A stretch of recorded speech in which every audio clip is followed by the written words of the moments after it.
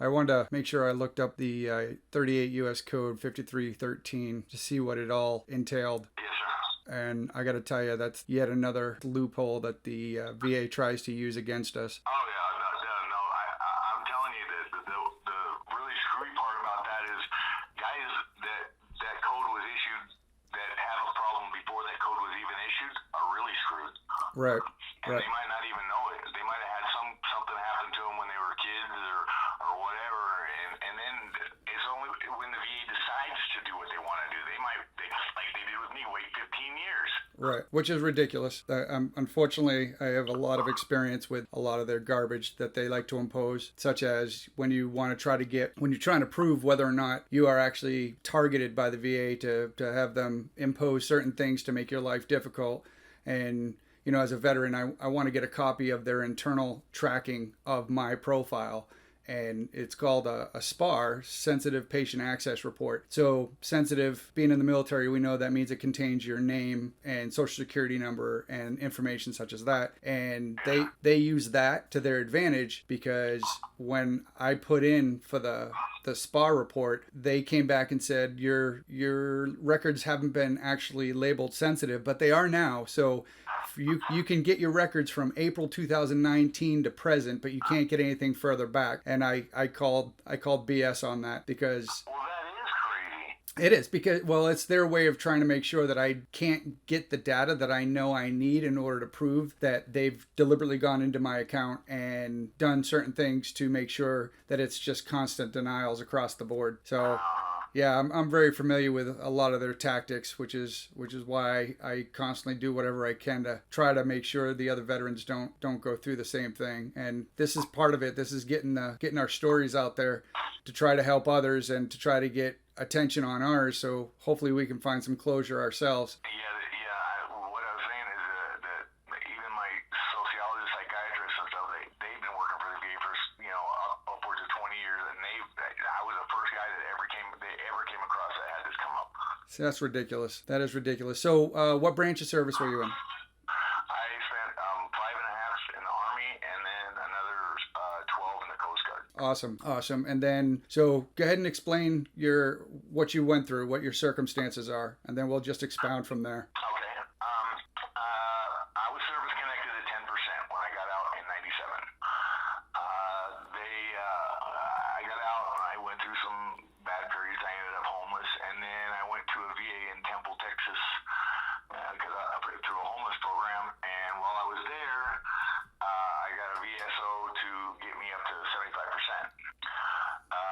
And later on, and this was in 2004, so this would have been the first time I ever got a check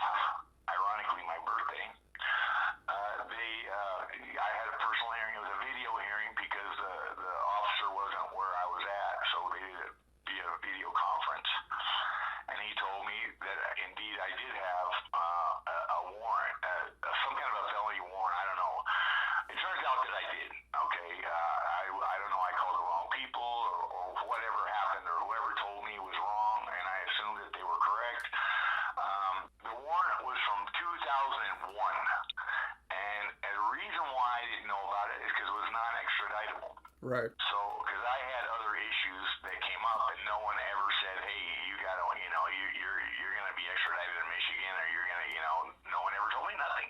Right. And so I said, "Okay, all right." So they said that was my issue. That was the issue. Okay, one. This is at the hearing. He said I have one issue. I said, "Okay." And they said I had 40 to 45 days to clear it up. And I said, I said, "What? Well, how come I only have so much? Only those kind of that time?" And they said, "Well, you had 3 years to clear this up." I said, "No, no, no." I said, "They told me I didn't have it. So what am I supposed to do? I have to take their word for it." So anyway, the hearing officer told me I had 40 to 45 days to clear up that warrant. So I said, "Okay." So I call up the state and the agency. I get a lawyer. He looks into the situation and says, "Okay, yeah, here it is." Okay.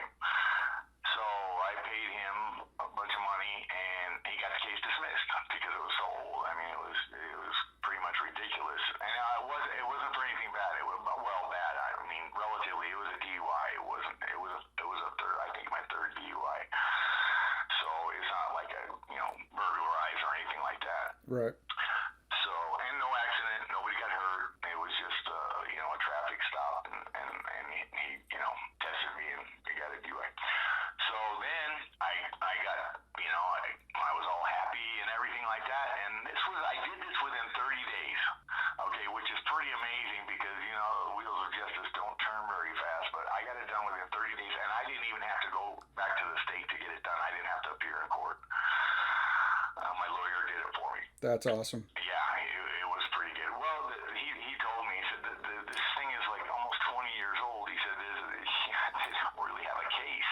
Right. I mean, they wouldn't have any witnesses or anything. It'd be hell to find even the officers that wrote up the case. Right. So, which was that state's fault for not, and if you want to get into that more, I can do that. So anyway, so I called up the VA and said, "Okay, I got it taken care of." "Oh, no, that's not what we were talking about. We're talking about something else."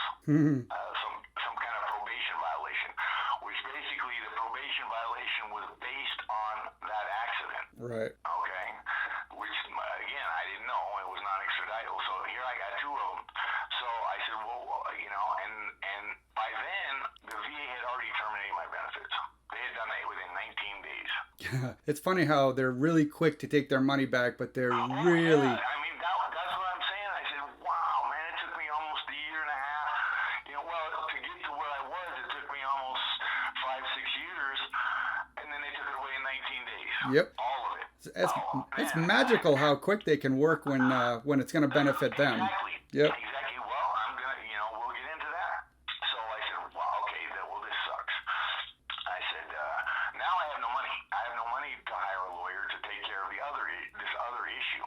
Okay, and basically all it is about money. This probation thing is all it is about money. If I come up with the money that I would have had to pay over the probationary time, they'd have let me go. They would have just dropped the warrant. But at this point now, I don't have any money because the VA had terminated me. And what I did was, right now what's going on is the VA says I owe them all that back pay. All that money that they gave me for the last 15 years, which comes to about $500,000, which I just started laughing when I got that letter. Right. And because I don't own anything, thank God, because if I did, it'd be gone. Oh yeah, they'd be quick to take that. I said they'd be quick to take that. Oh yeah, I know. There's no doubt about it. I don't know why, but I've never really pushed to own my own home or anything like that. I don't really have a family or anything like that, so there was I wasn't really worried about it. They don't want the responsibility, basically, I guess.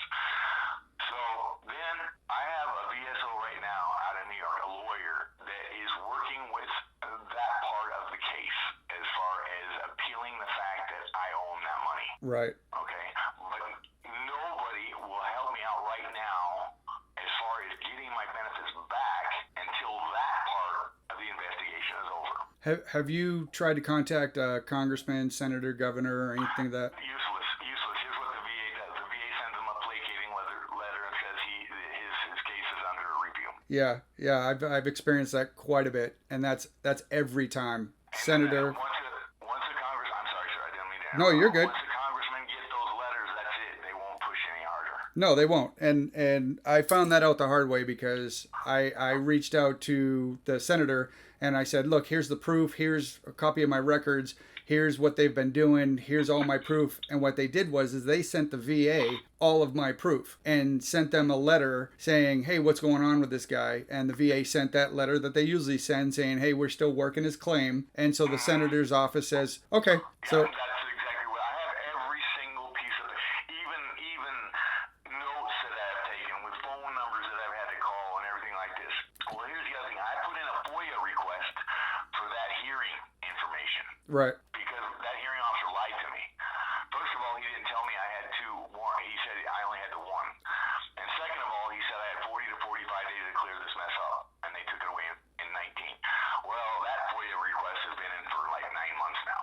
Yeah. Oh yeah. They once again they drag their feet and they don't follow the same rules that they impose on us. Oh, no, exactly. Because if I had, I mean, you have to put in your, if you don't put in your appeals or anything in a certain amount of time, you're done, period. And they don't give you another chance. Right. It's not very much time either. It's not. And a lot of people think because it says on the paperwork, you have 1 year to submit an appeal for this. But here's the rule of thumb I give to everybody. You get something from the VA, you jump on it immediately and have whatever you need to have sent to them in under 30 days. Because I've actually had paperwork from the VA that said that blurb where you have up to a year to submit your proof or appeals or evidence or whatever. And so you have 12 months. But if you keep reading, because what do? We get the paperwork, we disregard the first 3 pages because it's all the regular garbage, and the last 3 pages is garbage to try to get to the meat and potatoes to figure out what we got to do. Well, hidden in there was you have 30 days to act on this or it's going to be pushed in this direction. And I luckily I came across that, and that's why it became the rule of thought of anytime you get something from the VA, you immediately jump on it and make sure you have a copy of everything. Yes, sir. When you had that hearing, when they record everything, they don't Oh, I know. they don't like it. There's got to be a recording around There is. somewhere. Yep. And I swear to God, if they tell me there isn't, I'm going to go. Then once again, it's their problem. It's their fault because they should have. Now it's their word, my word against theirs, and that should not be that way. Correct. But they use that against the veteran because most veterans aren't going to be prepared enough to have a game plan when they sit down. It's going to be okay, what's the problem? What do I need to do to solve this? Okay, I'm out. And then we go get the solution so that way we can get over this and move forward. But the VA uses specific wording like they did with you saying, no, this is the only problem. So you leave, okay, I need to go fix this problem. And then you fix it in their time frame and they say, no, well, that wasn't the problem. Yeah, exactly. That's exactly what they did. Oh no, you did. But here's my beef. Okay, I have 2 major beefs, and both of them are the VA's fault, not mine. Okay, the first beef is the fact that code was issued before 3 years before they even started paying me. So essentially, they should have never started paying me, or they should have given me the opportunity to take care of those problems before they started paying me. Right, which is the 38 U.S. Code 5313 Bravo. Prohibition on providing certain benefits with respects to persons who are fugitive felons. Right, known. There's a caveat there. It says known fugitive felon. Right. Did you read that part? Yep. Okay. Who's a fugitive by reason of... Yep. They didn't even want to hear at the hearing because I had brought proof with me that said I had no idea that I was a fugitive felon because I had an arrest record from an agency that I'd been, I got arrested. I ain't perfect, but I think it was for I got in a fight or something. Anyway, they had arrested me and released me the same day, and this was before the VA even started paying me, but they didn't want to see that. Right. They wouldn't let me show it to them. I said, this is my proof that I had no idea, because if I had a felony warrant that was national felony warrant or whatever, they would have told me, and I would have been extradited to Michigan if it would have been that big of a deal. Well, they would have at least told you. Yeah, they didn't say nothing. The guy, they just let me go, because they check, every agency checks. Right. And yeah, you're going to pop up. As soon as your name comes up, it's going to come up with any active warrants that you have on you. Yeah, anywhere. So at a bare minimum, they would have said, "Hey, we can't extradite you to that state, but just know that this is hanging over your head. You might want to get this Right, fixed." you have a warrant now. Now here's the weird thing about it. This has gone. This went on for years and years and years. I didn't know. And then one day, because I live down here in El Paso, and I was using Fort Bliss for like 4 or 5 years. I go on and off Fort Bliss every day, no problem. Then all of a sudden I go get on Fort Bliss, and they stop me at the main gate. The MPs come, and they said, we have a warrant in Michigan. I said, now? You guys tell me about this? I've been coming to your base for 5 years. Right. So something is screwed up. Something somewhere is messed up. And then so they say, well, it's not extraditable. In other words, we can't do anything for you, but you're not allowed on Fort Bliss anymore. Unreal. So, And the screwy part about it is my VA clinic is on that base. not nice. Yeah, they got a satellite one that I use, but I mean, if I really need to do something really bad, I got to go beg the MPs and stuff to let me on for a day or something. I got to get a special pass or something like that. That's ridiculous. So when the VA upped your percentage, well, when they put you at individual unemployability, did they up you at 100% and pay you at that? Yes. Okay, awesome. And that was permanent and what do they call that? Permanent and total. Yeah, total. Yeah, that's what it was. I have the paperwork right here, the certificate. Permanent and total. So I knew that it was good for my life. Right, which means shy of you, let's say, you were discharged because you broke your back, shy of you making the front page of, getting accolades for being a professional roofer. Yeah, And Olympic swimmer or something like exactly. Because I had a teammate who was getting medically discharged, and this was before I was actually discharged, but since I was going through all the med board and all that stuff, the guys would come to me and say, "Hey, what do we do about this?" And I remember him, and a young kid too, and he was getting medically discharged, and he comes to talk to me, and I was like, "What's up?" He was pretty frantic, and he says, "Well, I'm kind of in a pickle because the money that I got, they want me to pay it back." And I'm like, "Well, I don't know what you're talking about." He's like, "Well, because I'm getting discharged, I got my check, and it was so many thousands of dollars, but I have to pay it all back now, and I don't have the money." Like, I don't understand. Why do you have to pay it back? He's like, "Well, because, I ranked top 3 in the nationwide bull riding tournament." Well, what the hell? Now that's his fault. Right? I have no... Stupidity right there. That's just plain... Exactly.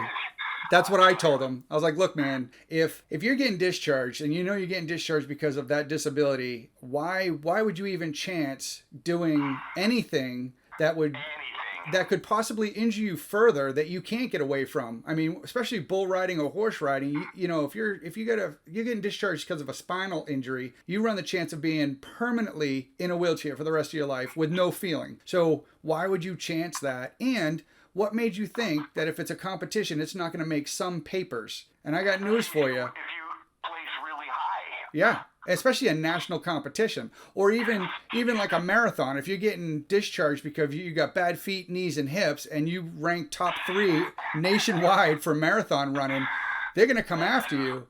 That's just plain stupid on his part. I mean, It was. My situation here is I really didn't know. I did not know. If I'd have known, I'm sure I would have taken care of the situation. I was a little bit aware that there might have been. Well, here's what happened. Okay, here's what happened. I know I was on probation. Okay, and then I got into this other accident, and I thought for sure that I was going to be arrested at the hospital, but I wasn't. So then, because of that accident, and I had no family, I ended up homeless. I ended up on the streets in Detroit, Michigan, and February, March, it was just after Christmas when I ended up on the streets. Very, very cold. I'm out there freezing my ass off and stuff, and I said, you know what? Screw this. I'm going to go to the police station. So I go to the police station, and this was right after Christmas, and I said, you guys might have a warrant out for arrest. No, we don't. Oh, great. Well, they let me stay overnight in the station, but then they kicked me out the next morning, and of course I don't have no record of that because there was no arrest or anything like that. Right. Well, I sat at a bus station one day, and this guy who was all freaking out about something, he needed some help moving out of his house. So, and this was quite a distance away, and he didn't have money for me to get on the bus with him. So he gave me his address,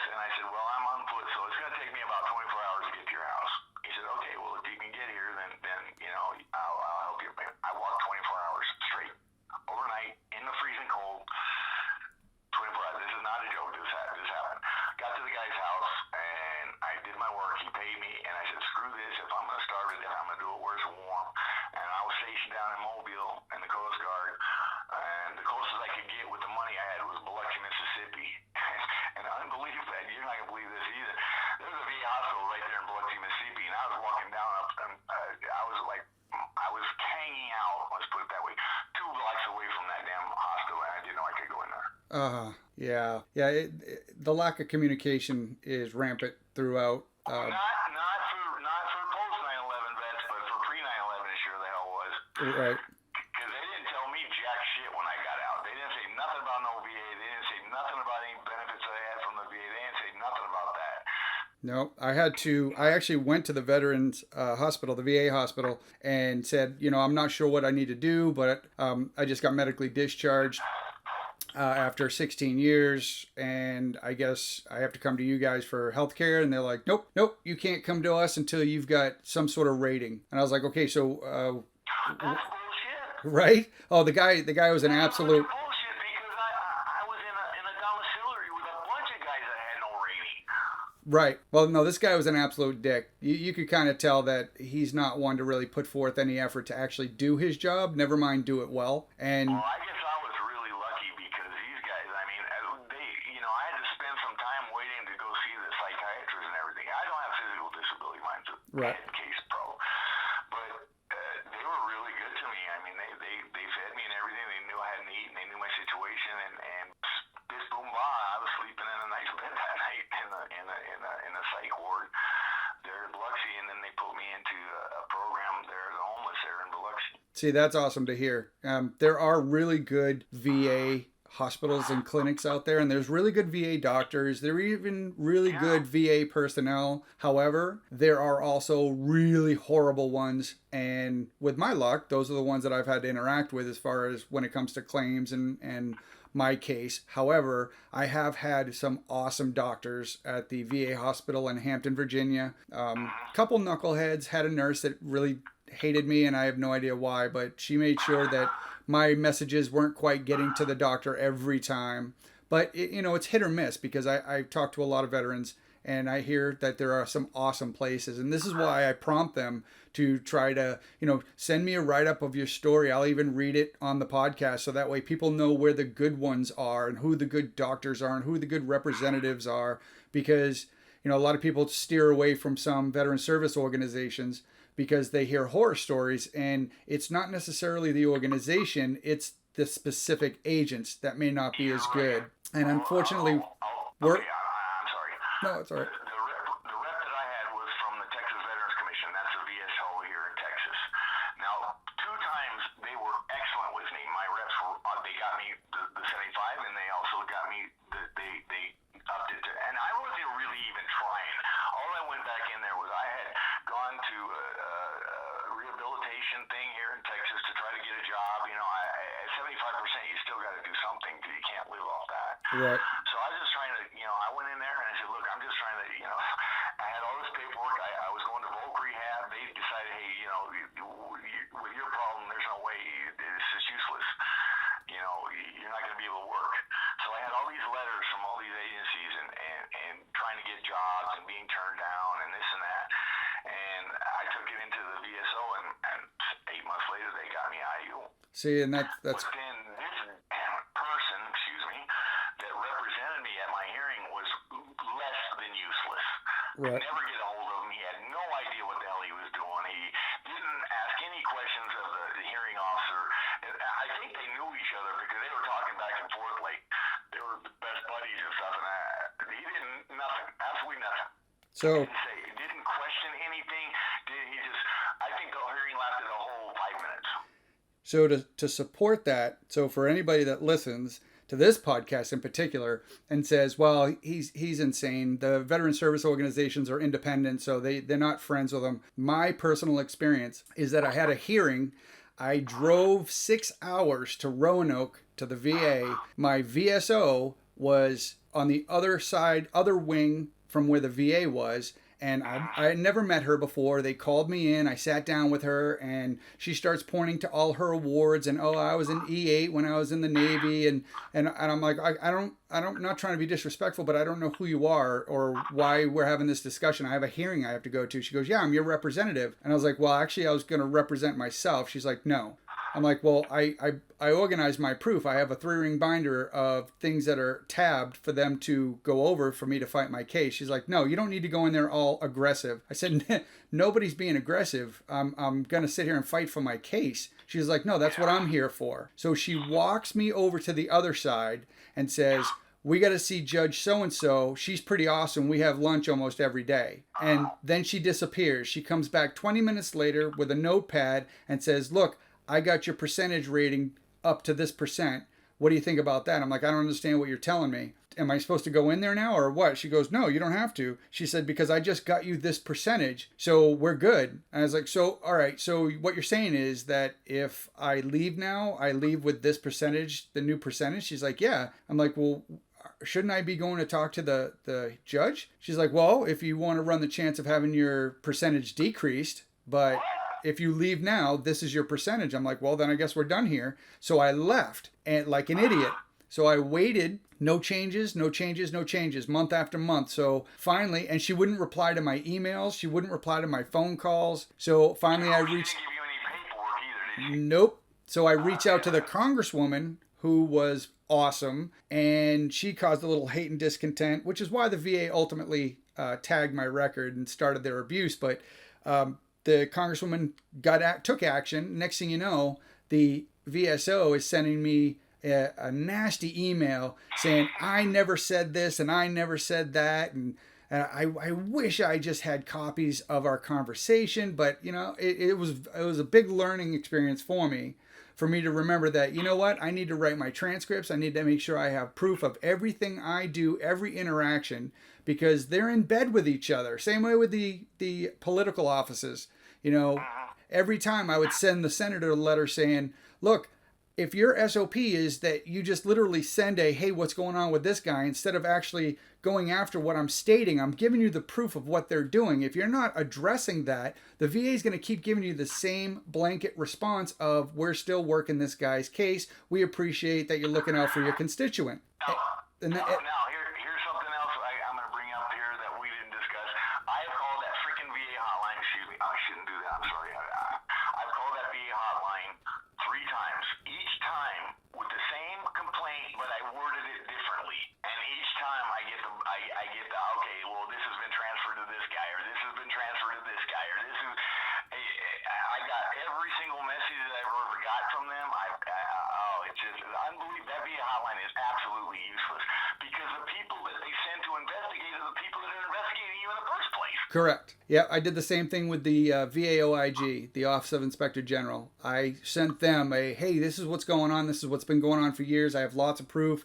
I can submit you digits, whatever I need to. And they would send back a response saying, we'll look into it. And then I'd never hear anything back. You know, same way with submitting it to the White House or submitting it straight to the Secretary of the Veterans Affairs. Oh, we're going to forward this to the VAOIG. So the VAOIG is going to investigate themselves and come up with, oh, we're not doing anything wrong. And because that's my experience, that's exactly what I've tried to do. And that's the thing is we're groomed to follow orders and follow the chain of command and not disrupt the flow of things. And that makes us basically, I'm not going to say victims, but it makes us victims of our environment. Right. It makes us vulnerable to be victims and they know it. Right. They know that we are used to, accepting some things. I mean, yeah, I totally agree with you. Don't, do the chain of command thing, go through what you're supposed to go through, and the other thing I was going to bring up is that VSO that represented me, the officer that represented me in my hearing. Before we went into the hearing, he was already talking about telling me that, well, they're going to want our money back, and I know a way that we can get it cut down to like half. And this was before we even went into the hearing for that to terminate my benefits. So this guy had it already in his head that they were going to terminate my benefits. That's ridiculous. That's absolutely ridiculous. At the bare minimum, it should have been no, and we can prove our case, which means you need to reinstate the benefits. Otherwise, you're going to have... See, and that's the thing is... Well, don't terminate him until, we have proof that he did not know. Don't terminate him until he gets the opportunity to fix this. And I showed him that I showed him that I was immediately on the case. Okay, because I couldn't do anything until I found out for sure that there was an issue. And I had already called a lawyer and everything like that, and that was already in the works. So, like I said, within 30 days, that case had been dismissed, the one that I thought they were talking about. And they said I had 40 to 45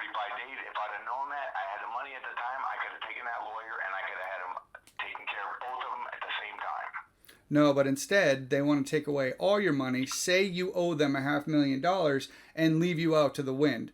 That's exactly what they've done. So No, I'm in limbo right now. I'm in their appeal limbo.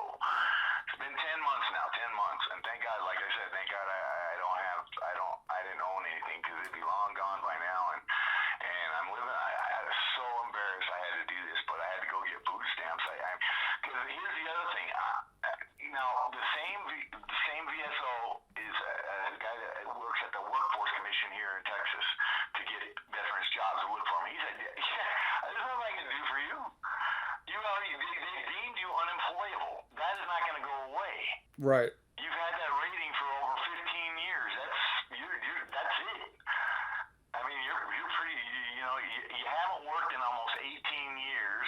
You're deemed unemployable. You're 59. I mean, there's not much I can do for you." Yeah, time doesn't stop just because we get put on individual unemployability.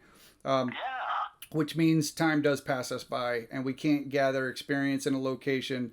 There is, because I've been looking this up for IU, you can still work. You just have to make under the poverty level for that state that you're living in, according to the laws. However, you're going to pay hell trying to find a job that, you can still survive off of. And they take it all away. You notice how the VA is not beating down your door to try to help you out until this is solved.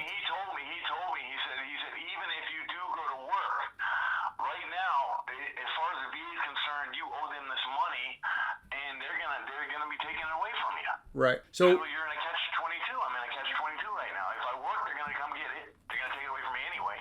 Right. If I don't work, I got the unemployability. Here's the other thing that's really weird too. I didn't really understand this, but the VA has two separate sides. They got the health side and they got the benefit side.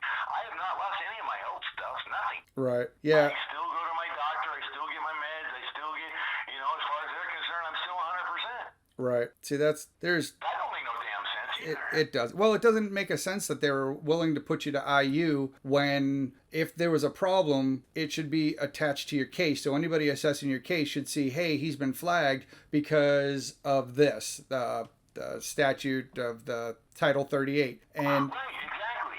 But yet it's not the case. And when you can't call the VA and actually get somebody in a short amount of time, you're going to sit there for 30 minutes to an hour. And when you do get somebody, they're not, depending on who you get, they're not necessarily going to do the right thing. Yeah, they're hit and miss too. If you call the benefits counselor, they're correct. Hit and miss too. I've had some real good ones, and I've had other ones that have no idea what the hell I'm talking about. Yeah, I've had some that I could tell were reading from a script and were deliberately telling me things that they thought I wanted to hear just to get me off of the phone. And then, you wait, you give it the amount of time rather than calling every day. You give it the amount of time to see if the change has taken effect. You see nothing, you call them again, and they say, well, we never said that. So there's a reason why I try to keep good logs on everything I do, because they will use that against us. And that's how they're so successful in screwing veterans over.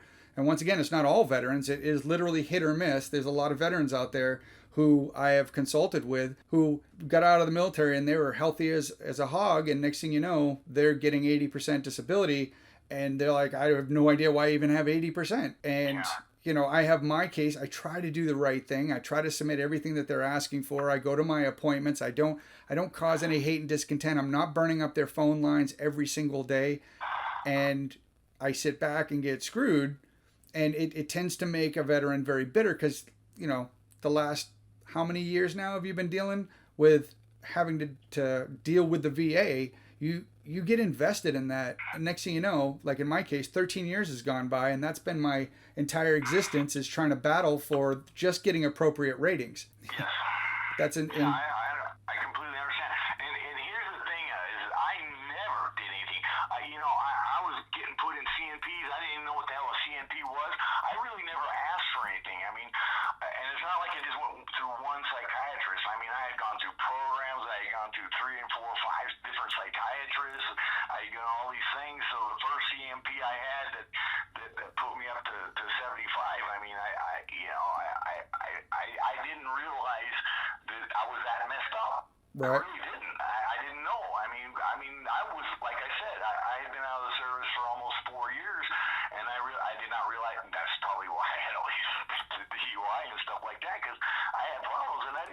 Sure. And I was never medicated for it or never, and then once again, I went through all the right things. I tried to look for work. I went to, rehabilitative department, Texas Department of Rehabilitation. They said, there's no way we're going to help. We can help you. They tried to place me, and they said, nah, unless you find a job where you can be put in a box all by yourself, there's nothing we really can do. And so they gave me a letter, and then I was in voc rehab, and I was doing great in school, but then they started realizing that a lot of companies right now are giving many psych tests to people before they get hire them.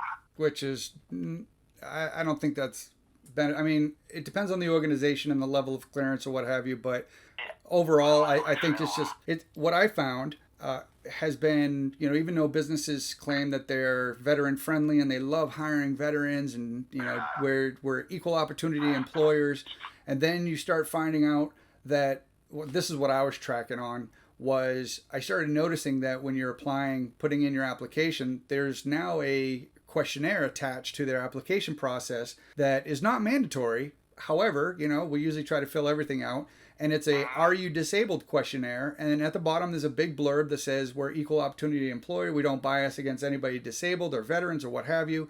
And then what happens is that gets attached to your profile. Next thing you know, you don't get a phone call from that organization. So, and this is coming from somebody who's dropped over 100 applications. I have a master's degree in business. I've got lots of years experience when it comes to managing people, management. However, it's not traditional management because everything I've done has usually been some sort of military related. And all of a sudden you start noticing that, well, why am I not getting a call back? Because the only thing I would put in for are those that I know I qualified for, because I'm not into lying just to get a job, because, that's wrong. They can't ask you if you're disabled. However, if you fill out that questionnaire and it's attached to your profile, they don't have to ask you if you're disabled. They can see that you are, and they can turn around and say, well, we chose somebody else because they had higher qualifications. So, they have no way. You have no way of proving. Correct. It'd be very difficult to prove that they were biased because, and I agree. I always check the handicap box because I always thought businesses got some kind of a tax break for and they do. veterans and handicap, and I know they do, but I always did. I did the same thing that you did. And, and the only kind of jobs I had one really, really good job when I got out. It involved, I was a helicopter mechanic, so it kind of involved, it's not kind of technical, so I'm going to go into it, but it was a really good job, but I lost that one because of my space case, my bosses loved me. It was my coworkers that hated me. Damn. Yeah, that can make it rough. Well, I was a helicopter mechanic. I mean, you had to do everything 100% or, people died. Right. So, unfortunately, I took that with me when I went out and when I got out. So, when I did a job, I don't care if I was sweeping the floor or cleaning out a toilet, I was 100%. Sure. And the guys that I work with didn't like me. I mean, I lost like 3 or 4. I mean, damn near fisticuffs. Right. Yeah. A lot of times civilians don't quite understand the mentality because they didn't experience it. It wasn't drilled into them for years.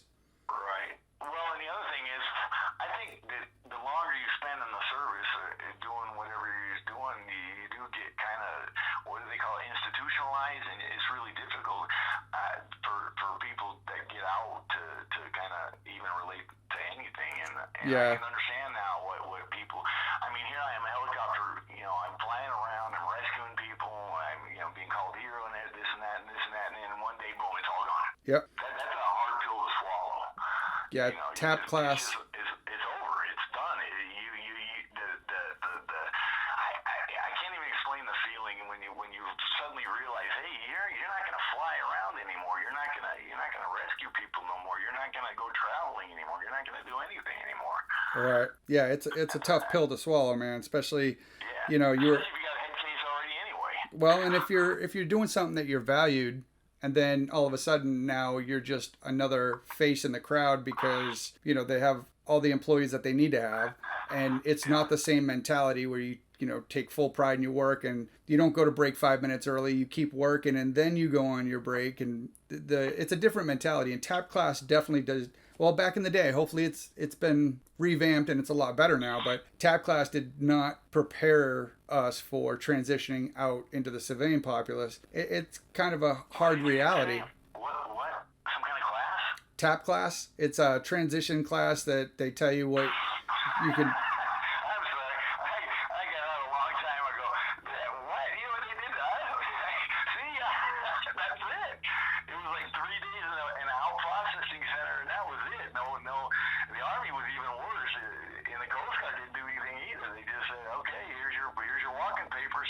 Oh, yeah, it was mandatory when I got out. That was 2000. I think I actually went to TAP class in 2005. I wasn't discharged till 2006, but it was a mandatory class, and it's supposed to be so that way it covers the military's 6, saying that, yeah, well, we told him what his options were. We told him where he could go as far as VSOs and so on and so forth. That way you don't have veterans saying, well, nobody told me, and then they can provide proof that they actually did put a class on. And that, Okay. so it wasn't necessarily to benefit those getting out. It was to cover their butts. And, it did have some decent information on resume writing and all that good stuff, but it didn't, like, they had VSOs visit, and that was my first experience with the VSOs. And the guy first sat down with looked at my records and thumbed through them like he was shuffling cards, pulled out 2 disabilities and said, this is what you should claim.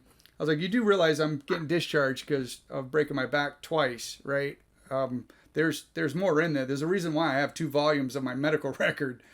And he's like, well, the rest is garbage. This is what you should claim. I'm like, I think we're done here. I grabbed my records and I walked out. And I was very disappointed in that interaction and was hoping that that's not how all interactions would be. Unfortunately, word of mouth, if you get a good VSO agent and they do really good work and they put in the effort, well, that spreads. And next thing you know, they're taking on more and more veterans because everybody wants that person. And now they can't commit the time that's needed or the effort because there's only so many hours in a day. And I ended up cutting away from my guy, or I should say my female,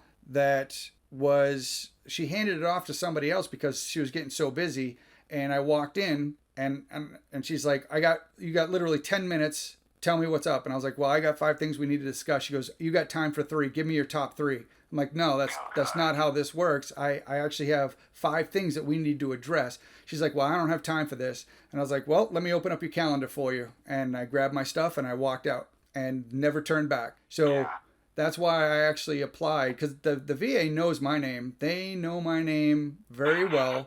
And last year I put in an application to become a veteran service agent. So that means I can be an independent agent that can, that can do claims and represent the veterans in front of the VA when they got to go to trial and all that stuff. And so I looked into it. I was like, oh, I wonder what kind of excuses they're going to come up with on why I can't do this, because they can't tell me no, because I qualify, and anybody can put in the application, and you just got to do your follow-on credits and all that, which is fine. And I have some good links on those. And what's funny is I put it in last year, and on the website it says 12 months to process, send this, this, and this. And like good military men we are, we follow it to the letter. I submitted everything. 3 months later, I get a phone call saying, okay, so we need you to rescan that application because whoever scanned it into our system scanned it in wrong. I'm like, what do you mean scanned it in wrong?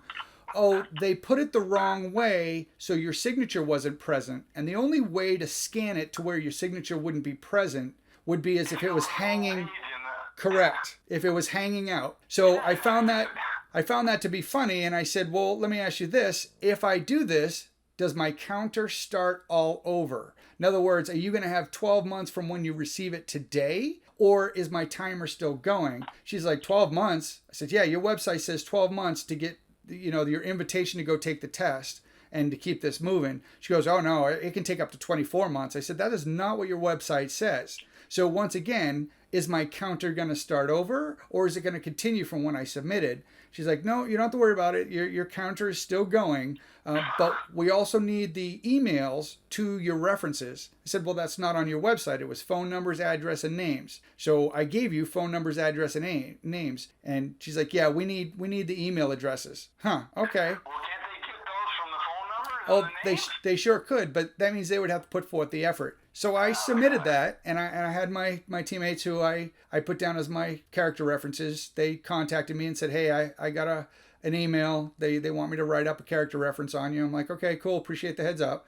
But I still haven't heard any word back as far as where that goes. So I'm gonna give it a lot of time and figure out what I need to do, because if they're blatant about it, that just gives me further proof that they are deliberately putting up walls in front of me to try to make things harder for me to get simple things that shouldn't be hard. But they will continue to keep doing that to me, and as long as they keep doing that, I'm still going to keep compiling that information and show just how vindictive they can be towards veterans. And once again, it's not all veterans.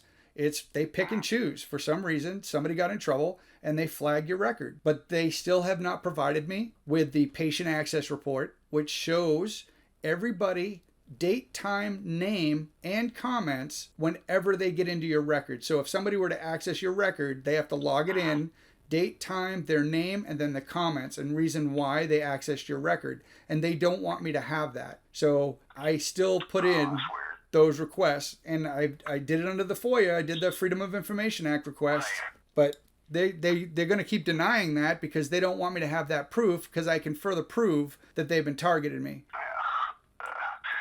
Well, as far as the VSO here in Texas, the Texas Veterans Commission, I went over his head too. I went to his supervisor, and his supervisor was a little bit better, but he's the one who informed me that well, you have this other issue. I said, well, nobody told me about that, and of course he still was kind of he wanted nothing to do with me getting my the tape for the court or the record of the hearing. So I went to him. I went to the top guy in Texas, the top guy, and I didn't hear nothing from him. Oh yeah, we'll look into it. That's it. That's the last I ever heard of that guy.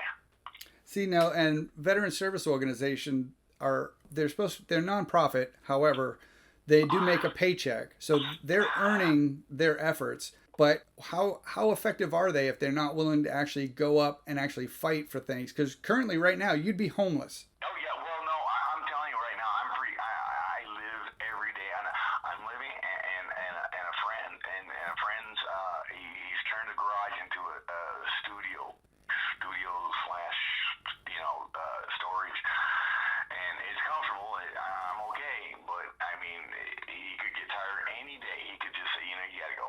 Right. Or if he decides that I've taken too much of his time, or if I'm being too much of a pain, or if I'm interfering with his family too much, or whatever it is, he could just tell me, you gotta go. Right. And that is so much stress on it's just like, oh god, so I'm tiptoeing around every day, trying not to Sure. make him upset, trying to do yard work and stuff, trying to help him out as much as I can, and that's the killer. And I can't tell him anything, I can't, because well, what's going on? I don't know. Right. How long can this? I don't know. Well, and because you don't have solid footing. You don't have a purpose, as far as you don't have anything that you can rely on that is yours. You don't have, an apartment that you can sit in and kind of think things out. You're relying on somebody else's good graces just to have a place to live. And when you're looking at the big picture, they did the Voc rehab, but they deemed you in individual unemployability. So you lost out on a lot of years of work that could have, experience. Yeah, absolutely. So it's tough, right man. Now, I have a hell of a time getting a gardening job. Not because of that. It's because of my age now. Right. Especially down here in El Paso. I mean, they don't want old white guys out there in 90-degree weather. They don't want the responsibility of me. Right. Yeah, and So, it's a bias. It's definitely a bias. And it gets harder as we get older, for sure. Sure it does. I mean, like I said, I was even told. He said, you're stuck between a rock and a hard place right now. And he said, even if you were lucky enough to get a job, then you would never get your IU back. That's not actually true. And if the VSO is telling you that, they need to relook at the laws, because it should be you can work making under the poverty rate. you could also own your own business as long as you're not working at it. So like if you owned, say, a McDonald's, but you didn't work in it, you could do it that as well, plus get the IU. So, and the fact that the VSOs aren't actually guiding you in that direction, that would make me pretty concerned, because like I said, there's good VSOs and there's VSOs that don't care because they're going to get paid one way or another anyway. So they. But like we discussed earlier, though, I'm still in that position where anything I make, if the VA finds out, they can take it. See, now I'm pretty confident that I had seen something come across my radar regarding, there's a bill that was passed, or it's being passed right now, that is allowing, because your circumstance, you don't have anywhere you can turn. You don't have a bank account where you're comfortable and you can sustain the next 2 years without having any money coming in. You're in a position where you don't have anything, and you're living day to day, which is stressful anyway, but you're living day to day and you're living in somebody else's house, which is even more stressful because you don't want to be a burden, you don't want to overstay your welcome, and it's a tough position to be in. But they're passing a bill that protects you from those circumstances. So basically the VA would have to continue the payments until one decision and is proven one way or another. So either it's proven that you were in the wrong and they didn't have the proof needed to support your case, or vice versa. It's one way or another. Either it's you're guilty, but no matter what, until that determination comes up, there should be still a disability check. So basically the bills that are going through were to protect your disability check. And I know they did it for those claiming bankruptcy, that your disability payments could not be touched. So they can't touch your disability because of claiming bankruptcy or whatever, because that's what the VA was doing. So when you... Well, that's what the VA did to me. Exactly. Now, when I got out, I received a severance check. So I was medically discharged, received a severance check, and the VA takes a percentage of my disability check each month until that severance package is paid off. They did that with me. They did that with me too, because I had the 10% and I opted for the severance, and they're taking out the 10%, which is like $100 a month until I pay that back. Right. And they do that, which I understood that. I understood that situation. see, now to me, it doesn't make sense. And here's why it doesn't make sense. So the severance check is because they couldn't get you to retirement. Severance check is for the years that you served and because you were being discharged rather than allowed to re-enlist. So with the severance check, it should be a, hey, thanks for your service. We can't continue your service. Here's your check. Good luck. So when I confronted the VA regarding, you can't call this a severance check because the severance check is exactly what I just stated. And they said, well, you can't double dip. I said, well, I wasn't retired. I was medically discharged to 16 years with a low percentage, because if it was any higher, then they would have had to retire me. So since the military was trying to save a penny, they decided to medically discharge instead of the medical retirement, and hence the severance check. It's like, but you can't take that back if I'm not getting a retirement. And they said, yeah, we can. It's a law. And it was a law. And at 2009 is when that law changed. So they got rid of that law. But those of us that still were paying into it are still having to pay into it. And I would tell all the senator, the governor, the congressman, the congresswomen, to the VA, and I would put it exactly like this. What you're telling me is that if I worked for AT&T for 15 years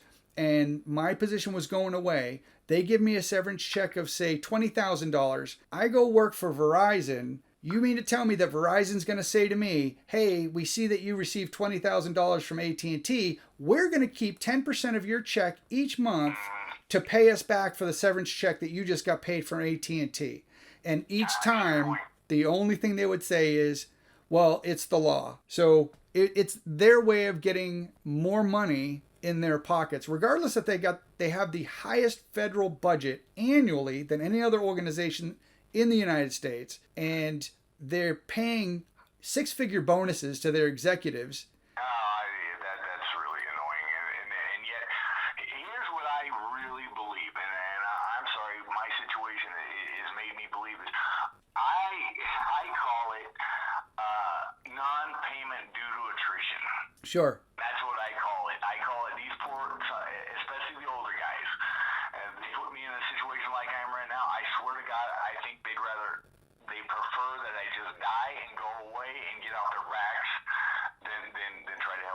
Well, that's because the VA knows they can outlive you, Oh yeah, of course. and no matter what, they know they can also create more tension and hassles in your life than you ever will to their life. Yeah, of course. And it angers me because I'm constantly publishing articles that happen every single day that the mainstream media does not publish. You don't hear it on the news at all, but I'm posting article after article every single day on my blog site, and I put them up on the Facebook site so that way people know what's going on, especially within the veteran community. But it happens constantly when they have cancerous executives, cancerous directors, that veterans die because of it. But Oh yeah. you get the veteran suicide epidemic where it's 22 a day, and it's the older veterans that are dying, but they don't put those statistics out there. No, they don't. No, they only, there's a lady that's on Twitter that I tweet with a lot. I actually only went on Twitter because of this problem. I never was on social media or anything, and I went on Twitter, to try to, get some help. I got a lot of help from people on Twitter as far as, this or that or this, and plus of my own. But she's really, that's one of her biggest pet peeves is the fact that their focus for veteran suicide is not on the older veterans, the ones that are actually doing it. Correct. Yeah, I know who you're talking about, and she's going to end up being on my podcast at some point. She's taking care of some personal business. So if you hear that, Jamie, you know who I'm talking about.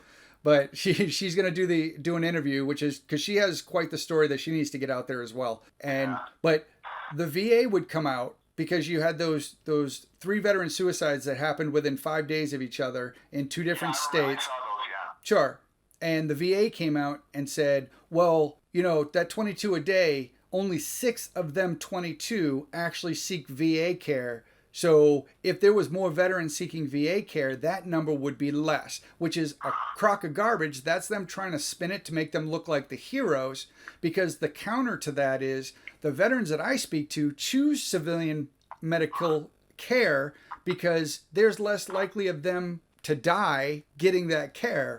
So they see the horror stories that other veterans go through. Why would they want to go through that themselves? So they choose to seek civilian care because they have a better chance of surviving it and getting better care. Now, there are great doctors. I'll say that again. There's great doctors. There are doctors that really want to do great things for veterans, but because of the management above them, it makes them hard for them to actually do their job. Because a lot of them, even my doctor in Hampton, he was awesome. We all knew, everybody who had him as a doctor knew that if you had a 3 o'clock appointment, you weren't seeing him until 5:30 at the earliest. And we were okay with that because he made sure every veteran got the appropriate amount of time they needed. And he'd always apologize. Absolutely. And I would tell them that too. I would tell them that, dog, we know what we're getting into when we have an appointment with you and we're okay with it. This is why we sit out in that waiting room with a book. We know the wait time and it's worth it because you want to give everybody the allotted time. And he's like, yeah, they're really trying to get us to confine down to 15-minute sessions, and just some veterans need more time than that. And I'm not going to cut them short. So he was an awesome doctor, and he's probably not still employed with the VA because he even told me that it's weighing on him. He used to come in on his day off to do his admin for the week, so that way he could spend more time with the veteran instead of having to do more time during those times on admin. And it was commendable. And he's like, I can't keep doing this because it's wearing on me, and I love taking care of my veterans. However, I can't keep getting beat up by management because I'm trying to still care and they want to shove more patients on my account. So it's rough, man. It's rough. And we don't have anywhere. I mean, think about it. If we can't turn to the media to try to get attention on the case, if we can't turn to our representatives who are elected, and most of them are elected on the platform that they're pro-veteran, and we can't rely on the organization that was created to take care of veterans, where else do we turn? And unfortunately, some of our brothers and sisters that commit suicide, and they choose to do so in the parking lots of the VA hospitals that they were attending. And for the main reason, this is how I look at it, the only reason a veteran would do that is to deliberately draw attention to that facility. Absolutely. And once again, it's a selfless act. It is their last sacrifice that they can give in order to try to help out their fellow veterans. And nobody's talking about it. And it, No, they don't. You're exactly right. That is so obvious. It's not even funny. I mean, that's a moron could figure that out, but apparently they don't. But the thing is, this is speaking from experience once again. You are never going to be able to stop a person from committing suicide if they really, really want to. There's Correct. nothing you can do. There ain't no damn hotline. There ain't nobody you're going to talk to. 9 times out of 10, they're not going to tell nobody nothing. correct. You're not going to know. I mean, your psychiatrist won't know. They might see a different mood change, and usually it's for the better. Right. Yeah. They just thrown everything out there. Screw this. I'm just going to, and most cases, as far as I'm concerned, it's a spur of the moment thing. Well, remember the officer that committed suicide on the steps of the VA? He was sitting on his medical records when he shot himself in the head, and he wrote up a letter explaining exactly why. So he put it out there. Barely any news coverage at all. If it wasn't for the articles from watchdog groups, nobody would ever know about this. And it was deliberately out. That's what I found about it was on Twitter. Sure. Yeah, and there's a lot of good groups on Twitter, and I pass information. Matter of fact, when I publish this podcast, it's going to go out there, and you'll see the link up on there. And it's hopefully to spread the word. But what's odd is this: so I'm trying to use this as a platform that any veteran can tell their story, good or bad, and try to push the fact that I do want to hear the good stories as well, because this is to help other veterans. So you can listen to a podcast and realize, oh, hey, this VA clinic is awesome. This veteran said he had a really good experience at this VA clinic. Or, hey, this veteran said he had a really bad experience at this clinic. I should probably stay away from that. What do I need to do? Where do I need to move? Whatever. But it's to get the information out there, because I've talked to so many veterans over the years. I've helped out so many veterans over the years, and we all have the same story where, we're having issues or we're having problems, and, we don't know where to turn. And then I start this platform, and then everybody's silent. So I commend you for stepping forward, being able to tell your story, because it's going to help somebody out. And I hope so. I mean, what's kind of the thing is I went to my local media with this too. I went to the newspaper. Nobody wanted to touch it. Isn't that nice? Isn't that nice? Well, they're too busy. If you notice, what happens when a veteran kills himself? They don't talk about the veteran. They don't talk about the reasons why they did it. They don't talk about possibly the poor interaction they had with VA support. No, they go straight for this is why we need gun control. Oh yeah. Do you see what I'm saying? That's what the Somebody media. turns around and kills 4 people with a knife. that just cracks me. Exactly. It doesn't crack me. It's really sad and everything, but I mean, that was the last thing that they needed to hear was that news thing where a guy used a machete. I mean, that's Right. the last thing they wanted to hear. Right. And of course, you're not going to hear much about it. What was I going to say? If they really, really wanted to stop veteran suicides or try to help, they need to do what they do with criminals. Or these really psychopathic. They need to interview the people that have seriously attempted it and failed. That and people that are close to them. Because we all know that if one of our friends started acting seriously out of sorts, that we could turn around and try to help them. And if they've just turned and you can't help them, you could possibly stop them from injuring themselves. Well, like keep them away from anything that, Yeah. keep an eye on them more. But that's what I believe. I said this hotline crap ain't gonna work. The only people who are gonna call the hotline are people that are upset.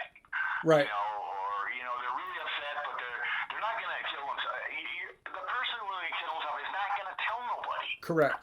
The They're one, not gonna call somebody up and say, "Hey, I'm gonna kill." They're not gonna do that. and not taking Not this, a serious attempt, anyway. right. Not taking this from anybody that feels that that's the answer is to, end their life. But I do believe that they do make that attempt to call a hotline just so they can hear somebody on the other end tell them that their life is worth living and that they are somebody special and that they should keep trying to fight and there is support out there. And sometimes that's all it takes is that they need to hear that, Because, I mean, what do we do with our buddies and our friends and, hey, how you doing? Oh, I'm good. Even though, I might have just had the worst, 2 weeks of my entire life. I don't want to keep talking about it. So what am I going to say? The same thing we would in the military. You're going to suck it up. You're going to drive on and figure it out. And that's what we do.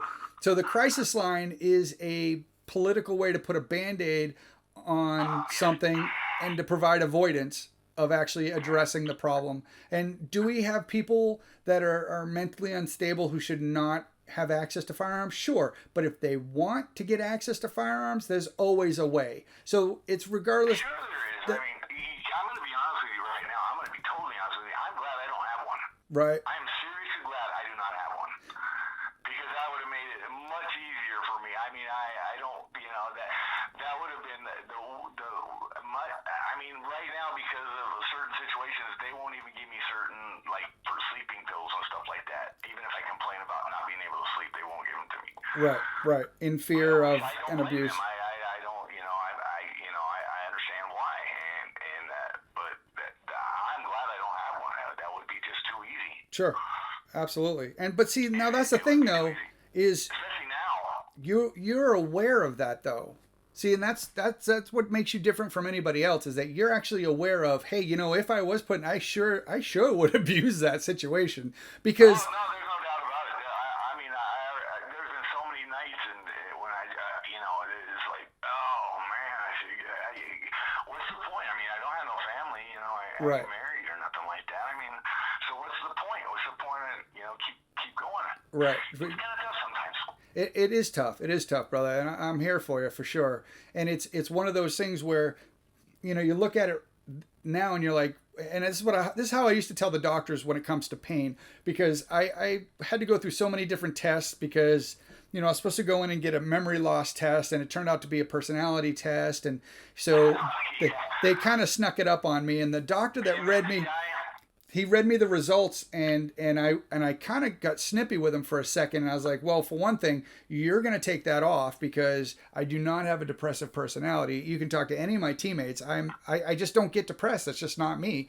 I've always driven forward, and if there's a problem, I'm going to drive through it. Man, that's one of the worst. Well, to me, depression is something that weighs on you constantly, like a wet blanket that you can't get off. And to me, like, I can get down, but I don't dwell on it, because I know that that's only going to get more negative for me. And for me, because head to toe, my body's trashed. So if I allow myself to get anxious or angry, my muscles tense, and that creates more pain. So I do whatever. Okay, I understand that. Whatever I can possibly do. But I told the doctor this. I said, listen, you guys put me through a personality test. You're saying that because of the test, I resemble these traits like other people did. And you're wrong on a couple of them. There's I'm a very type A personality. Those that were in special warfare were pretty much all type A personalities. So I'll give you that one. But, I understand why people commit suicide. He's like, oh my God, you want to commit suicide? I said, no, you need to listen to me, doc. You need to listen to me. Here's my concept of why I understand. I'm in pain right now. How am I going to feel in 10 years from now, 20 years from now, 30 years from now? I know the pain's not going to get better. And for some people, when they get to the point where it's pain every day and they're tired of living with it, and they start thinking to themselves, how is it going to feel in 10 years? It's not a bright future when it comes to pain. It's not just the pain either. I mean, right now, I see absolutely zero future for me. Right. I see I'm not seeing anything, and I'm still, I'm 59, but I'm not, physically I'm fine. And Right. That's what really bugs me is that, man, I swear I wish I was older. Right.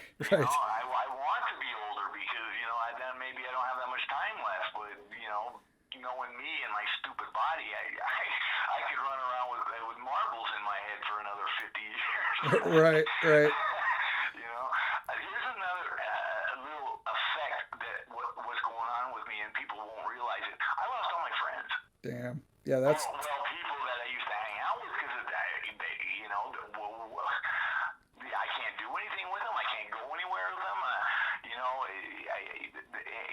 I can't do anything. And if they do hang around with, they know they got to pay for everything. Right. And then that's going to make you feel like you're kind of leeching off of them. I don't do it. I don't do it. I don't do it. I don't do it. And the only reason why actually the people I'm staying with here right now is because I actually did help them out for about 6 years. I helped them out. So they're paying it back. It's not like I never did it with the intent of thinking that I was going to get paid back. These were good people. They were nice. They were nice. They were in a bad situation. I didn't have no family or something. So it kind of got into like a weird family kind of situation. You know, all the kids love me and everything like that. But it's still a very tense situation because there's that threat. You know, and sometimes. Right. Somebody gets mad or something, and they always say, hey, this is our house. You don't like it, you know where to go. Sure. Well, and that's a natural way to think too, though, because you're in a tough spot, man. You're in a tough spot, and I'm the same way. I don't ever do something for somebody expecting something in return. It's the same way with loaning money. If I loan money, I don't expect really to get that money back. Right. And that's just not everybody is like that. I understand that. But that's pretty much the parameters that I stick with for myself. But yeah, I don't ever put forth effort to help somebody without, and I don't think I don't want anything in return if I try to help somebody out. You know, most of the time a thank you does justice. But like I said, I helped them out for a long time. I mean, I'm talking like paying rent and stuff like that because it was a pretty rough situation for them.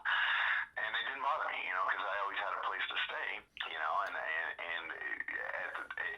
it was a little bit better situation because I controlled the purse string, so I wasn't getting as much hassle as I'm getting now. Right. So and that's the other thing is your whole world turns upside down. I mean, one day you're kind of in control of everything, and the next day it's like you just dropped your basket all over the floor. Sure. Yeah, and that it's tough, man. It's tough, and it doesn't provide you with a bright outlook for the future when right now sucks, especially when the people like the VSOs that are supposed to be supporting you and actually they should be beating down doors every day, every hour of every day until they get a solution for you. But they're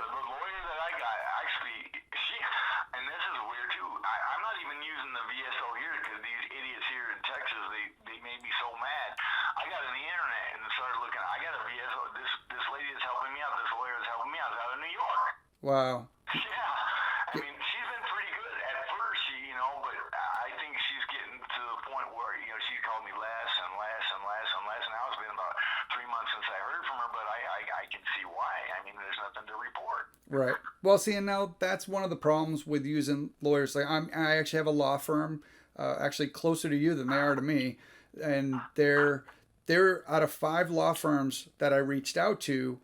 That's when I started realizing that's the flavor of the week. In other words, law firms realized, hey, if we get certified as a VSO, we can actually represent veterans. And what do we got to do? All we got to do is submit appeals and have the right verbiage and have the right information in those appeals. Exactly.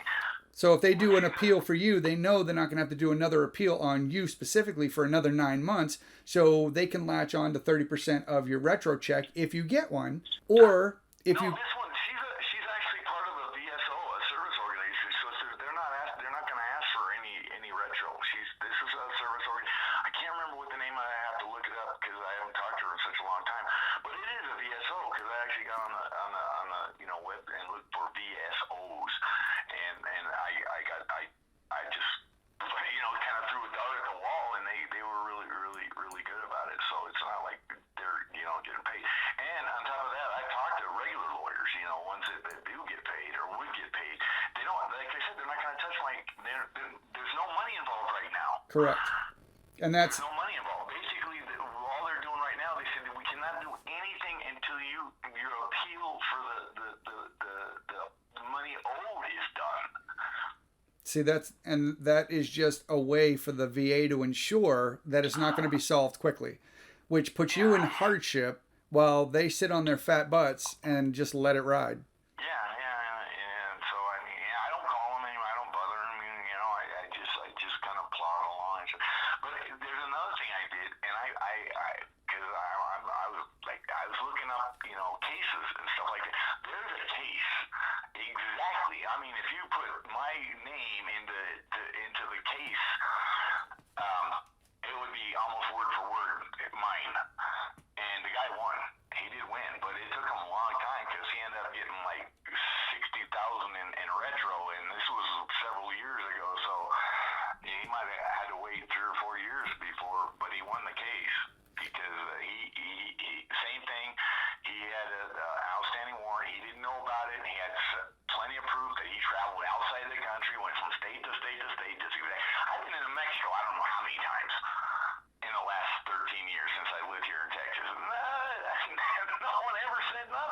Right. I Right. mean, if you have a federal warrant out for your arrest, I mean, certainly the Border Patrol is going to know about it.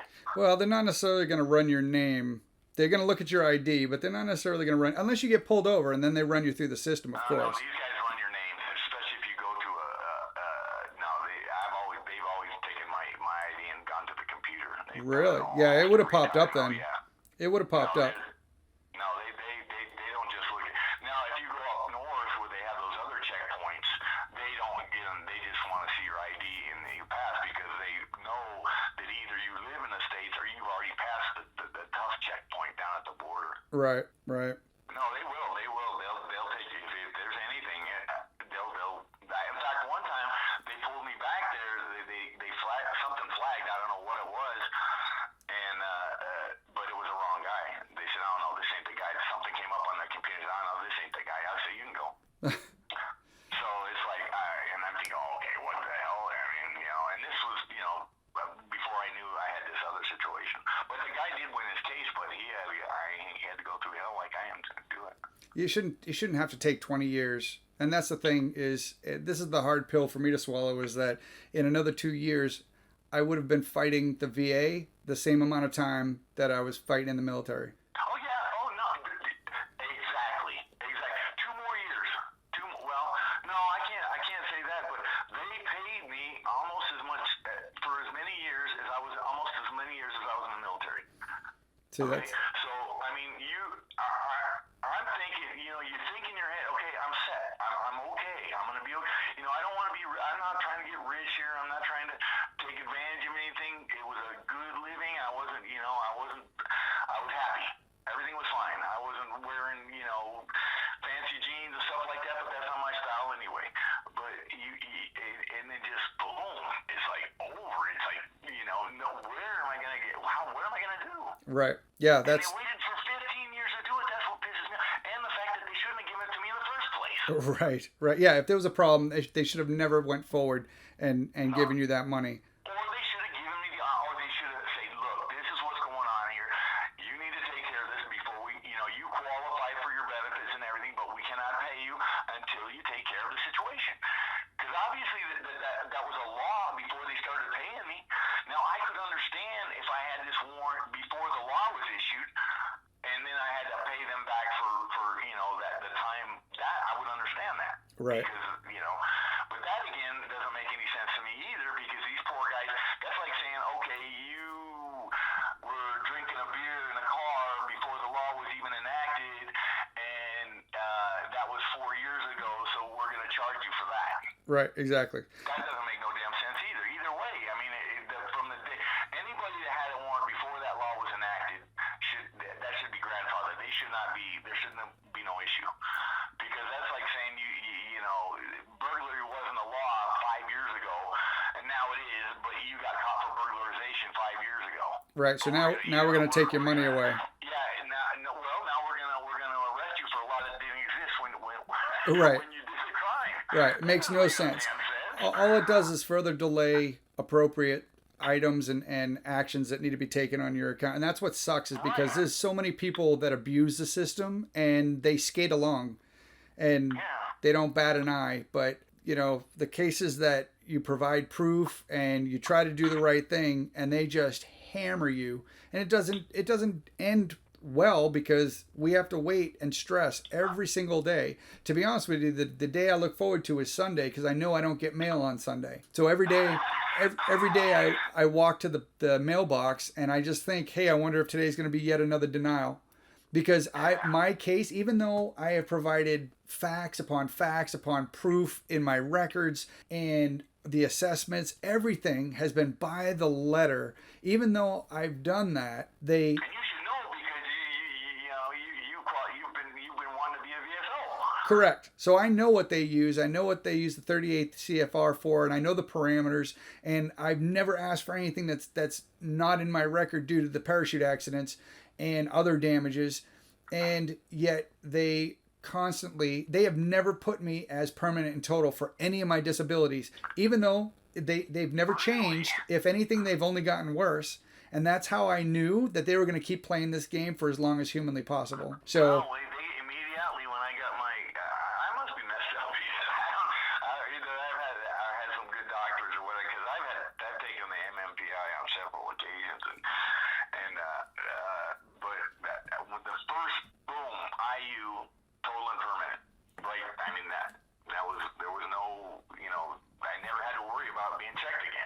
Right. Yeah. Like I said, it's hit or miss. It's hit or miss. Yeah, I agree. But I have no idea, and really, I have no idea how they allowed this or why they allowed this to continue for 15 years or why they even paid me enough for that's what really is really killing me.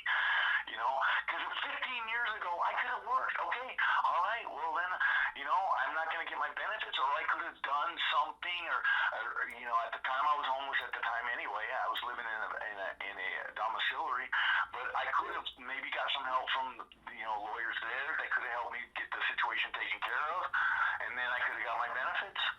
You know, and then none of this would ever come up. But they didn't say a damn thing, and then they waited 15 years before they decided to say something. That's what really irks me, man. That ain't right. And then they slam you with you, and you're going to need to pay us $500,000. Oh, yeah, that one I just laughed at. I got that letter, and I literally just started laughing my ass off.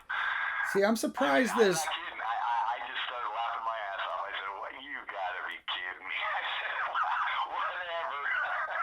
Well, I commonly reach out to other publications for watchdog groups and such, and I ask them if they're interested in any sort of veteran-friendly stories or any kind of veteran stories that need to be investigated, reviewed, and written about.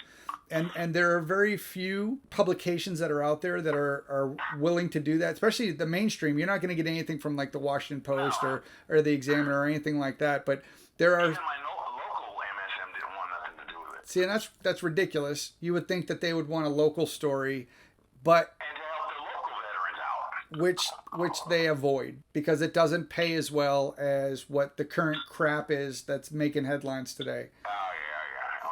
It's ridiculous. It's like, another veteran screwed. Who cares? Right, exactly. We'll wait until he makes a headline from committing suicide, and then we'll say. We'll wait till somebody shoots up the VA hospital. Right. Because we had one that happened here in El Paso a few years back. Yeah. There was a recent one where a doctor took the guy down. But I mean, think about what pushed that person to that level. It wasn't a random thing. There was a purpose behind there, and it's that unfortunately that veteran felt that was where he needed to take it to get attention for the issues that he had, and I believe he was discharged too early from the program. Yeah. And they should have kept him longer. However, unfortunately he felt he had to resort to the violent way to get attention on that matter. However, it brings to light that there's not a day that goes by that I don't have the VA headline go across my newsfeed. So I have alerts. So if there's any sort of veteran article or Department of Veterans Affairs, it comes straight to my mailbox, my inbox, and my email, and I review them, and then I put them on an Excel tracker, and that's what I'm part of the Facebook group, the As One Voice Facebook group. I keep uploading a new version of that Excel document because it's updating the articles. And yesterday alone, I think it was like 30 articles just yesterday alone that I updated. And these are articles that aren't in the mainstream. So you're not going to see them. They're not going to be on MSN. They're not going to be ABC, CBS, none of them. You're not going to see it. So this is where ignorance is bliss, and a lot of people, that's where they live, is if it's not hitting me in my front door, then, or even for the veterans that are like, well, because I asked those on my friends list, hey, pass the word. Any veteran that has a story, good or bad, love to hear from them so I can get it out there so people know where good facilities are and bad facilities are. And I've seen the comments that are like, well, I've never had a problem with my facility. Well, it clearly states if you've had a good experience or a bad experience, still love to hear it because it'll help somebody else when they're trying to move to that area or they're thinking about going to that VA clinic, whatever. And yet they don't want to provide even an email that I can read on the podcast to help other people out. So it's one of those, I got mine, screw everybody else. Oh, yeah. Well, I mean, really, this is a little self-serving for me. I just wanted to get this out. Plus, I mean, part of it is this is self-serving, of course. But the other thing is, this is a weird situation. Everybody's scratching their head on this one. And I'm sure that there's got to be some other guys out there that, or maybe if you even think that there's a possibility Right. Right. It could come. You could be 20 years getting paid, and you think you're good to go, and boom. Right. And that's after being slammed with permanent and total, where they shouldn't be able to touch anything. Yeah, that's another thing. Somebody had told me on Twitter one time, oh no, they can't. You've had this for like over 10 years. I mean, they're not supposed to be able to touch it. And I said, well, the diagnosis they can't touch the IU. They can't touch that, but they sure as hell can touch your money. Yeah. Yep. So, but no, I will have to say this though, the VA out here is really good. I've never had a complaint. That, VA out here. that's awesome. They're pretty good.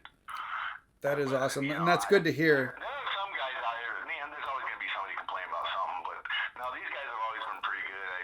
They notify me if something's been canceled.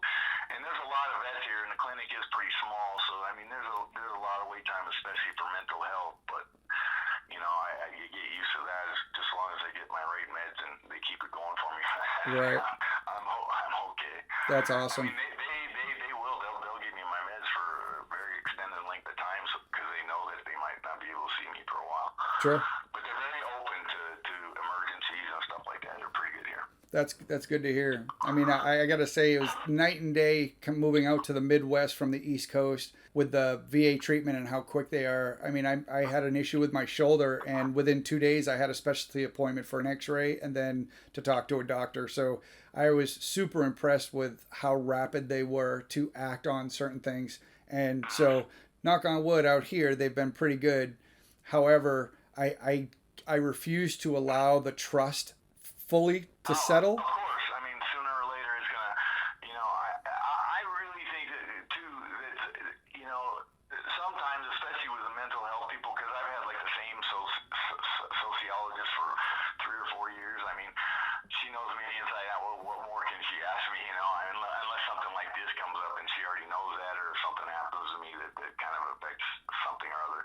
And then I've already gone through 3 psychiatrists as far as retirement and stuff like that. So. Right. And each one of them wants to just give me a different diagnosis. Okay, whatever. Just give me the medications you want. If they screw me up, we'll change them.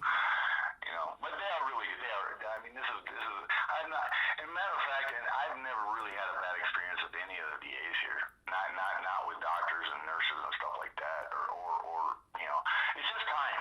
Time is always an issue as far as getting appointments and stuff like that, and that's probably why one time I had my problem, because I wasn't really being seen on a regular basis or being seen as much as I should have been. Right. But now I am, and to be perfectly honest, I don't even know how I'm hanging in here. I really don't. I really don't. It's gotta be my medications. I really don't know how I'm hanging in there. It's pretty awesome though that the hospitals, the clinics, the facilities are doing the right things to take care of the veterans. Like I said, it's not necessarily the organization as far as the hospitals, clinics, doctors, nurses, although there are some that are just shouldn't be in those positions, but it's trying to get your disability stuff straightened away at the regional offices and at the upper level. So, we may have great experiences at the hospitals, but yet we're still fighting every day to get our cases solved so we can put it behind us and actually live our lives. It's pretty sad on how separated they are, but Well, yeah, it is. It's unbelievable. And when I actually called, I called benefits counselor for, I don't know what I wanted to know when I got enrolled in the VA, because the warrant that actually came out only 5 days before I was enrolled in a VA. huh. Because the issuing agency waited for like 4 months to issue the warrant, so I didn't even think I had one. Right. So I had already left. I'd already left the area thinking I was okay, because like I said, I had reported to police. They said nothing, and this was in just after Christmas, and then I've come to find out it wasn't until February that that was when I was walking the streets down there in Biloxi in front of that VA hospital, and then somebody told me, well, what the hell are you doing out here? Because I wasn't drinking or anything. I wanted to keep my head straight when I'm on the streets, and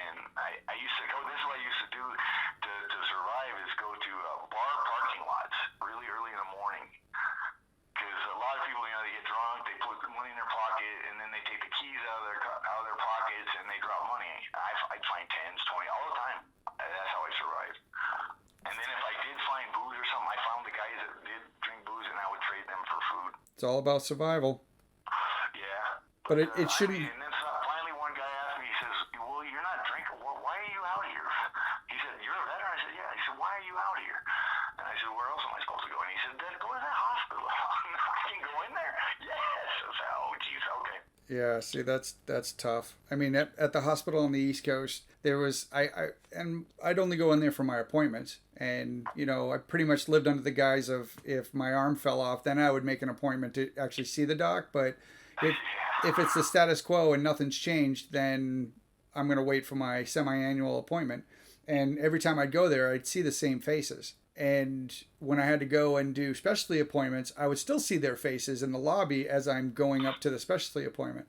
So there are some that basically, I say they live at the VA, but they don't actually live there. They're just there almost every single day because that's the life they learned to have in order to, feel like they belong to something because they didn't have anything else. Yeah. Yeah. Yeah. That's the brotherhood that you leave when, I should say the Well, actually, family. being in a domiciliary was kind of a big help too, especially if you're homeless, because everybody else in there is in pretty much the same boat as you are. So Right, right. Yeah, you have that connection. those things are a good thing, but they're hard to get into. I mean, you really gotta, there's a wait for those too. Sure, sure, I imagine.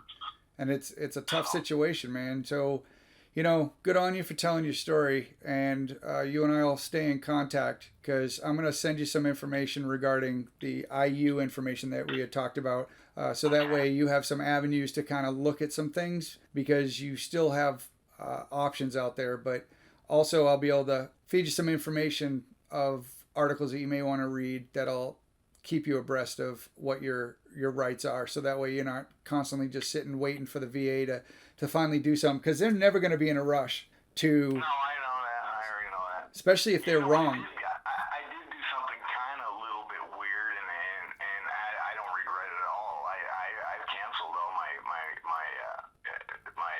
what do you call it, the primary care stuff. I don't care.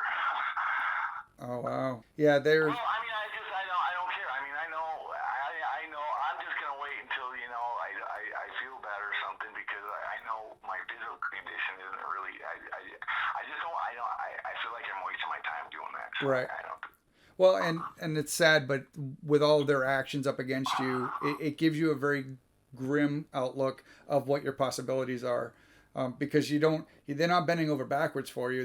Matter of fact, they're dragging their feet, and by them not having to provide a solution right now, I mean, because the way they're looking at it right now is we don't have to do anything. He owes us $500,000 before we have to move a finger, and it's ridiculous. It's just a big bully organization that runs that way, and this is why they lose a lot of quality workers too. Like I was saying with the doctors and the nurses, and they want to do great things. And I got buddies that I served with that have wives that work for the VA, and they kick butt at the VA, and that's awesome because they love what they do and they love helping the veterans out.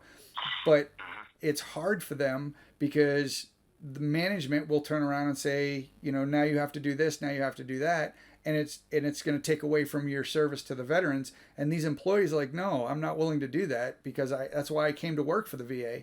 It's the same way with the whistleblowers; they get retaliated against. When Lisa Black, I had her on my interview, and she lives down south, and she blew the whistle saying, hey, you can't do this. It's going to end up killing veterans if you do this. And this poor woman, probably one of the nicest ladies I've ever met, is being retaliated against and is constantly having a rough time because of the VA when all she was trying to do is the right thing to make sure veterans weren't going to die. And it shouldn't be like that. Yeah, that's how I got your information is from somebody. I don't know. It was one. Actually, it was one of the whistleblowers. I don't know exactly which one. She put me on one of those. I don't know what you call message boards or something like that. Yeah, like a group chat. Yeah, like a group chat, and these guys, where everybody was talking and telling their stories, and then somebody said, "Well, you need to talk to this guy." Yeah, we're slowly coming together to make sure the information is getting put out there and that's why I actually titled the podcast and the Facebook group and the like page as one voice, because that's the only way we're going to be heard is if we come together as one large voice. Then they can't ignore us. They can't individually punish us to silence us. They have to address us as a group. And, I'm the type of knucklehead that I'm not going to stop fighting, regardless if they solve my case today and I actually get everything that should have been done 13 years ago. I'm still going to continue fighting because there's so many wrongs out there, and there doesn't have to be that many wrongs. So that's why I will be trying to sit down in front of Congress and present everything that I have and force it to go on the record, because when it's official, you can't ignore me now. You can't. So that's my goal, man, because this veteran homelessness and veteran suicide, it's garbage. It's garbage. It shouldn't be like that. So Especially if you give a veteran a home or a place to live, a stable place, he is going to thrive. I mean, very few of them are just gonna, take advantage of a situation like that. right. They're gonna go out there. They're gonna look for a job. They're gonna try to keep what they got that's in their nature. Right. And, we still want to be, even though I've got a bunch of physical issues happening, I still want to be a contributing member to society. Because it's when I'm told that I'm not a contributing member that I'm going to feel worthless. Like what good am I doing to anything and anyone right now? Who good am I? What can I be? I got nothing. We're not getting any younger. We're getting older. And the older we get, the less we become an asset to an organization. They don't want to hire an old guy when they can hire a young guy and have longevity on their employees. So it's rough, man. And this is why, I try to do what I can to help as many as I possibly can within my means. I mean, I don't have a lot of assets at my disposal, but it's growing. So that's a good thing. And Twitter's been a big one for those starting to come together. Christina, who I interviewed, she was my first interviewee. And the problems that she was having with the VA when she had proof, the burn pit issues that are now starting to get focus, but they're not addressing it quick enough. And if they're able to give themselves a raise up in Congress and Senate, and if politicians can vote themselves in a raise, yeah. This divide that whoever decided to divide the pre from post, that's a weird thing too. Yeah, it doesn't make sense. Well, it doesn't make sense. I mean, it's. Are we all veterans? We're all veterans. Well, what the hell is the difference between 9 post and pre? But I know what that's all about. Is certain VSOs have figured out that okay, well, there's Vietnam guys thinking that they're all dying off. World War II, Korea all dying off. We need to get donations, and so Right. we go to Congress and push them to okay, well, we got these new guys fresh, Yep. and then we get the donations for them. And I know that these CEOs of these VSOs ain't doing it for free. No, they're not. In the national level, all the top VSOs, AMVETS, American Legion, VFWs, all at the national level, they all get paid, and they get paid very well. And I believe the state level, certain like the state commander for organizations will get paid. It's not a lot, but they still get paid. The Texas veterans guys, they get paid. They get paid by the state. There you go. These people get paid by the state. Right. Well, see, that's what I noticed also when I moved Midwest is that the state had their own VSOs. So it's not like the AMVETS or the VFW or American Legion. They are the state VSOs, so they can receive state funding. They could still be considered nonprofit because they're not making a profit. They're paying for employees. Right. So I understand that. Yeah, you're right. But like I said, I mean, I know a lot of these VSOs just rely on donations and stuff like that. But like I said, this one here, the Texas Veterans Commission, they do get paid by the state. Right. Yeah, the VSOs though, up in the national level, they get paid close to, if not much more than, six figures. And oh yeah, especially the top guys. I know because I look especially the one I get really irked about is WWP. I mean, why they just completely, and I didn't realize really what was happening until one time I was with a group of veterans and the WWP guy was giving his little spiel and he said, okay, here, fill out the form and stuff, but if you served before 9/11, don't bother. see, that just further. I won't. What the hell? Yeah, I won't promote them. I won't promote them at all. When I found out some certain things that happened during events and they abandoned a bunch of veterans in their wheelchairs in the hot sun, yeah, I was pretty much done with them. Then you do a little bit of digging and you start seeing what happened to the organization that actually had their logo that they put out of business. Yeah, I don't have. This is. Yeah, I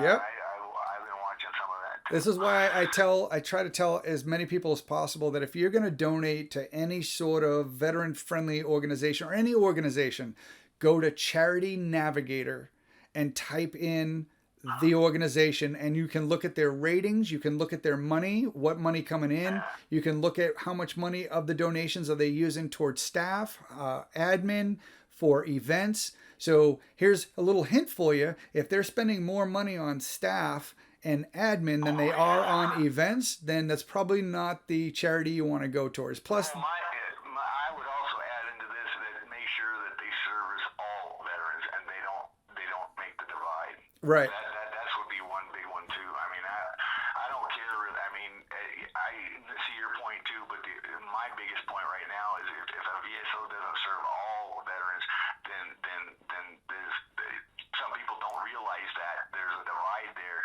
and they're thinking, okay, I'm going to donate to this organization because they help all veterans. Well, that's not the case. It's not the case. So do your research. Don't just, and that's the sad thing about today, where everybody's living in their phones and living on the computer. They're no longer living life and doing the legwork to see if it's a worthy organization, is that there's so many now veteran friendly organizations that are horrible. They say they're veteran friendly and they have titles in it to tug on your heartstrings. And because everybody's head is in their phone, what do? Well, I want to feel like I'm contributing towards our veterans, so let me donate $10 here and I've done my part. But they don't look to see that $10, out of that $10, 0.001% of that $10 goes to the veterans, right? The rest goes into the pockets of the executives or the board or whatever. But yeah, definitely do your due diligence. If you really want to give to a veteran community or veteran organization that actually services, do the research to see how much they actually put forth towards the veterans, because there's organizations I won't touch with a 10-foot pole, and it's sad. To me, a nonprofit is a nonprofit. You shouldn't be making a profit. I understand you pay staff, but you don't have to rake the donors over hot coals. A staff member, $100,000 a year. Right, to do what? To be in a whatever, I don't know.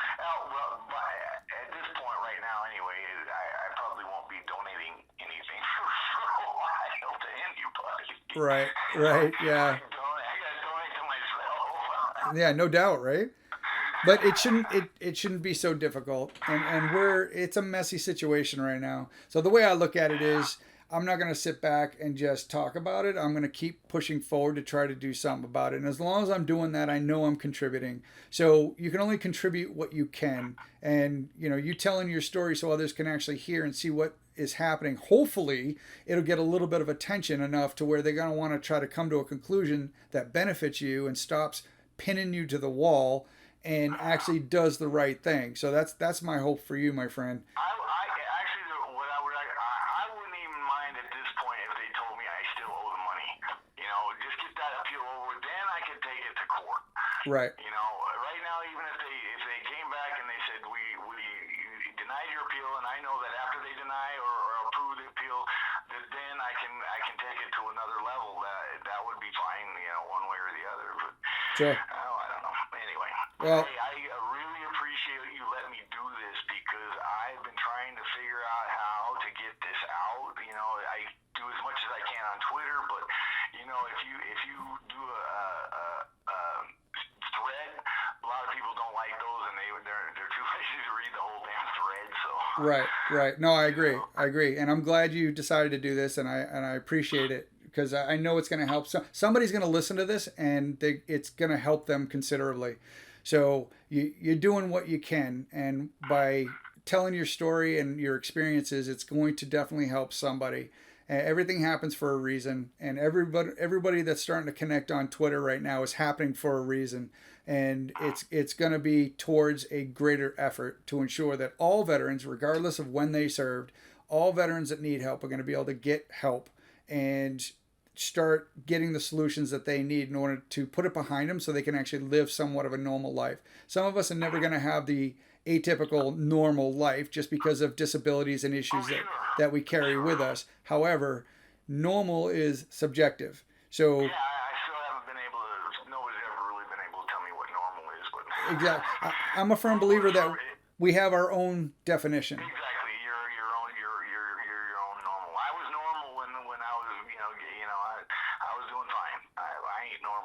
I'm pretty sure all my friends prior to the military and my friends post-military, they're pretty much all going to say the same thing as far as well, we're not quite sure what kind of category normal we'd put you in, but Yeah, but you ain't normal. yeah, right? Like I said, we all live in our own normal. So, well, Larry, it was a pleasure, my friend, and Oh, yes, sir. we will definitely keep in touch. If you want to, my name is Larry. Okay, we can put it out there. Awesome. Awesome. I appreciate it, Larry. And we'll keep in touch. And I'm going to feed you a bunch of information. And all you got to do is reach out on email, my friend, and we'll keep in contact and try to get good things for all of our veterans in the future. Proud of you, man. And I will definitely let you know when I make it go live. I'll even send you the link too. Okay, great. Awesome. Thank you, sir. I really appreciate it. All right, Thanks for Larry. the opportunity. I really do appreciate it. I appreciate you. You have yourself a great day, buddy. So you guys just heard his story, and unfortunately, it's a story that I would wish on nobody. And there's solutions that are needed to be pursued. This poor guy is feeling like he's a burden on his friends, even though he helped them out in the past. He's feeling like he's a burden, and he feels like he's got nowhere to turn. Why? Because the VA has stripped everything from him, and it's sad because the veterans will get a false sense of comfort saying, okay, my VA stuff is all solved. I'm permanent and total. I don't have to worry about that anymore. Let me face life and live my life.